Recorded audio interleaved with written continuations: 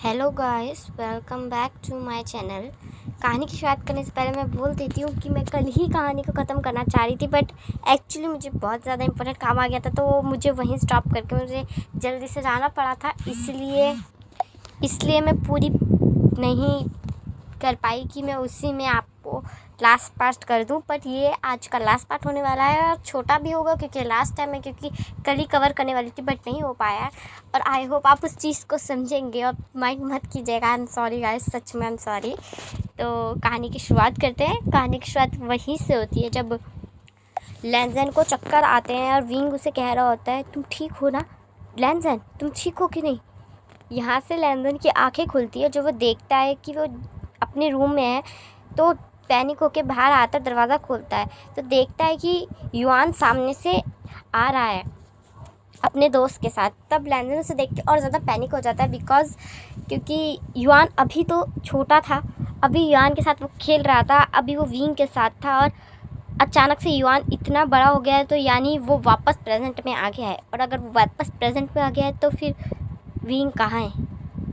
ये सवाल उसका दिल बार बार पूछ रहा था। वो घबरा रहा था बहुत ज़्यादा, उसके चेहरे पे टेंशन दिख रही थी। उसका दिल अंदर से टूट रहा था और बस एक ही चीज़ कह रहा था, नहीं इस बार नहीं विंग, तुम ठीक हो, प्लीज़ ठीक हो ना तुम। ये सोचते हुए लैंजन आगे जाने लगता है। वे युआन के पास से निकल जाता है और युआन उसे सिर्फ आवाज़ देता रह जाता है।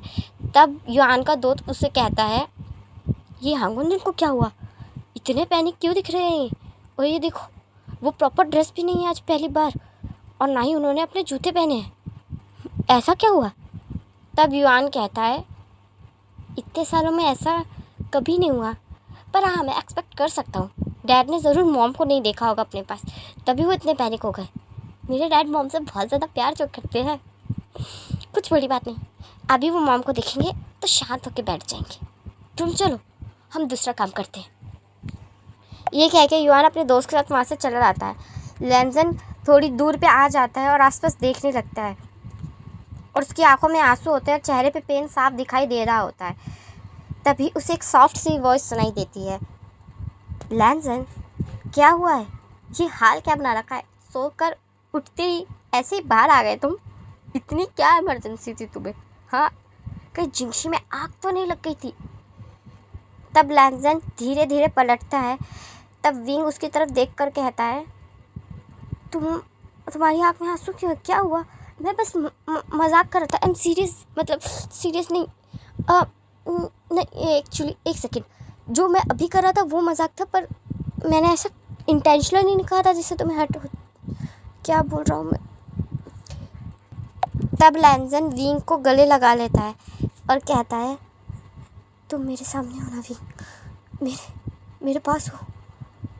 तब विंग कहता है, हाँ तुम्हारे सामने हूँ, तुम्हारे पास हूँ। लैंजन अब ये मत कहना तुम्हारी याददाश्त चली गई है, ठीक है ना। हमें शादी को इतने साल हो गए हैं, और अब ये मत कहना तुम मुझे जानते नहीं हो। अगर तुमने ऐसा कहा ना गुंजन, तो मैं तुम्हारा खून कर दूंगा और फिर खुद को मार लूँगा। तब लैंजन कहता है, मैं किसी भी जन्म में विंग को नहीं भूल सकता, कभी नहीं।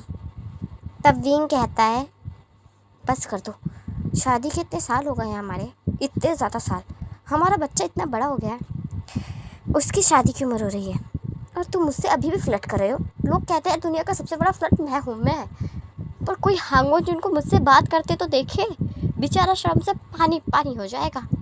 हाँ मैंने तो सुना था कि लोगों का प्यार शादी के बाद धीरे धीरे कम होने लगता है, पर तुम एक लौते शख्स हो जिसका शादी के बाद प्यार बढ़ता बढ़ता बढ़ता ही जा रहा है, और अब तो मुझसे हैंडल भी नहीं हो रहा। हांगो समझ में आई बातें तो देख कर क्या करो, और हम जिंशी के बाहर हैं और तुम्हारा हाल देखो, ऐसे क्यों उठ कर आए तुम। ऐसे हाल में तो मुझे उठ के आना चाहिए था, पर तुमसे प्रॉपर ड्रेस तो आज मैं हूँ, क्या हुआ है। तब लैंजन कहता है, कुछ नहीं, तुम्हें नहीं देखा तो बेचैन हो गया था, थोड़ा सा डर गया था, बुरा सपना था शायद। तब विंग कहता है, अच्छा सही है, चलो सुबह का समय है, ज़्यादा लोगों ने तुम्हें इस हाल में देखा नहीं, वरना बेचारे सदमे में चले जाते। द ग्रेट हांगमन ऐसे हाल में कहाँ भागे रहे हैं, और लोगों को अगर ये पता चलता ना, और ख़ासकर तुम्हारे अंकल को, कि तुम मेरी वजह से इस हाल में बाहर निकले हो, तो पक्का मुझे मार डालते। तो पहले कमरे में चलो और प्रॉपर्ली ड्रेस हो जाओ, ठीक है? चलो। ये कह के विंग लैनज़न का हाथ पकड़ता है और अपने साथ ले जाने लगता है।